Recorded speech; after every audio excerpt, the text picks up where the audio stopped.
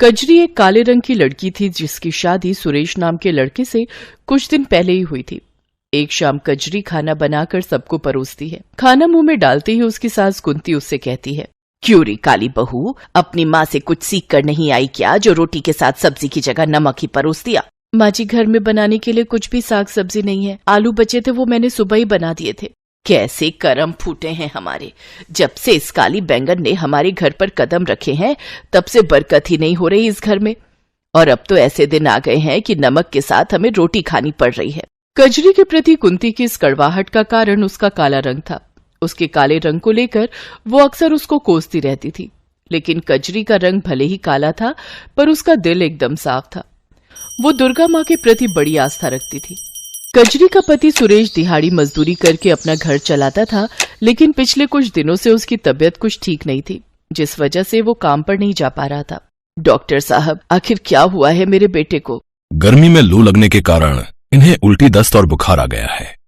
आप इनके सिर पर ठंडे पानी की पट्टियां रखिए, साथ ही ये दवाई दे दीजिएगा।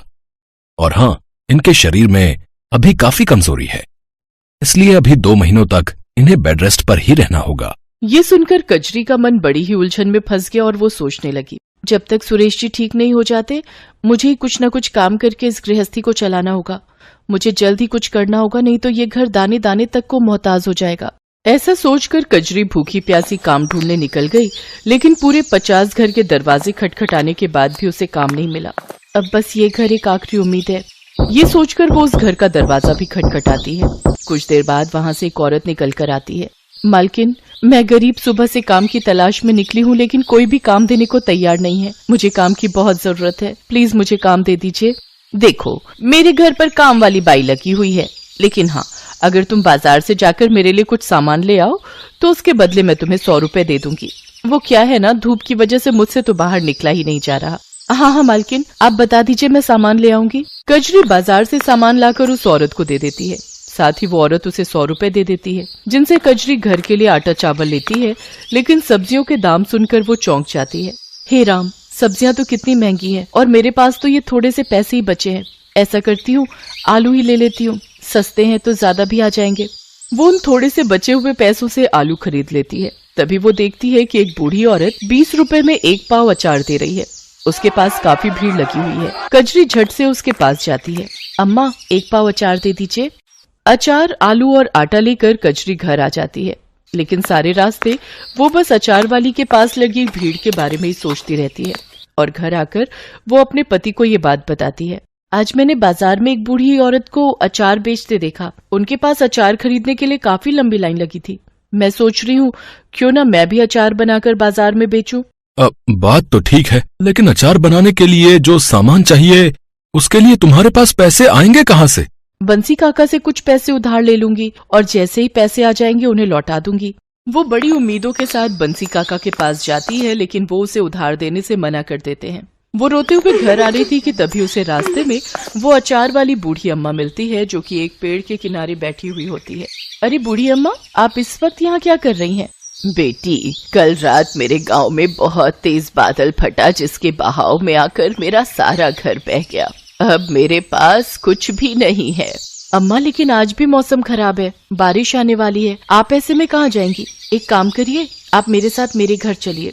उस रात वो बूढ़ी अम्मा कजरी के घर ही रुकती है। फिर अगले दिन सुबह वो बूढ़ी अम्मा वहाँ से जाने लगती है तो कजरी उससे बोलती है, अम्मा, आप इस उम्र में कहाँ जाएंगी? जब तक आपके रहने का कोई ठिकाना नहीं हो जाता आप यहीं हमारे साथ ही रहिए। वो बूढ़ी अम्मा मान जाती हैं। फिर कजरी ने उनके सामने अचार बनाने की बात बताई। तो बेटा, तूने मुझे पहले क्यों नहीं बताया? ये ले, मेरे पास कुछ पैसे हैं, तू इनसे अचार बनाने का सामान ले आ। कजरी उन पैसों से सामान लेकर घर आती है। दोनों मिलकर बड़ा ही स्वादिष्ट अचार बनाती हैं। अम्मा, वैसे आपने मुझे अपना नाम नहीं बताया। वैसे तो बेटी मेरा नाम भवानी है, लेकिन लोग मुझे कई नामों से बुलाते हैं, कुछ तो मुझे दुर्गा भी कहते हैं। ये सुनकर कजरी सोच में पड़ जाती है। अगले दिन कजरी दुर्गा माँ के सामने मत्था टेक कर बूढ़ी अम्मा के साथ अचार बेचने बाजार जाती है। कुछ ही देर में उसके पास लोगों की भीड़ लग जाती है। मुझे 2 किलो अचार दे दो, मेरी बहू पेट से है, उसका बड़ा मन करता है अचार खाने को। और मुझे 3 किलो। कुछ ही देर में उसका सारा अचार बिक जाता है।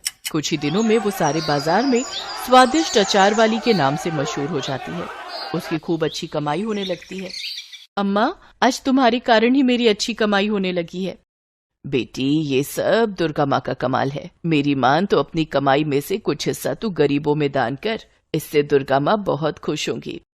कोई जरूरत नहीं है भिखारियों को दान देने की। अरे पैसे क्या पेड़ पर उगते हैं? और तू बुढ़िया, जल्दी से अपना बोरिया बिस्तर यहाँ से बांध ले। अब तुझे हम और इस घर में मुफ्त की रोटियां तोड़ने नहीं दे सकते।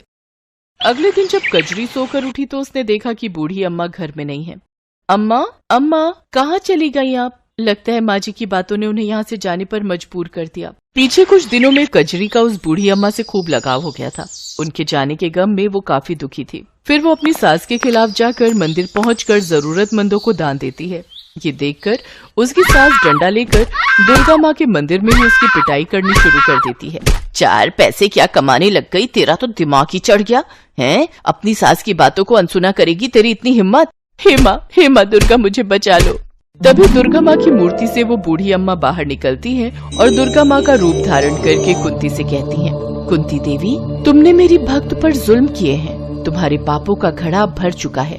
अब तुम्हारा अंत तय है। माँ, मुझे माफ कर दो। मैं नहीं जानती थी वो बूढ़ी अम्मा भी है। अब से मैं कजरी को कभी नहीं सताऊंगी। हाँ माँ, इन्हें क्षमा कर दीजिए। कजरी, सिर्फ तुम्हारे कहने पर मैं इसे माफ कर रही हूँ। कजरी, तुम्हारी भक्ति से मैं बहुत प्रसन्न हूँ।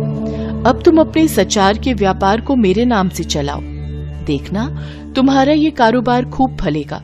तुम खूब तरक्की करोगी, ये मेरा आशीर्वाद है। इतना कहकर दुर्गा माँ अंतर्ध्यान हो जाती है। कजरी दुर्गा माँ के नाम से अचार बेचने लगती है। कुछ ही महीनों में उसकी खूब कमाई होने लगती है और वो खुद की एक बड़ी सी दुकान खोल लेती है, जिससे उसे खूब कमाई होती है।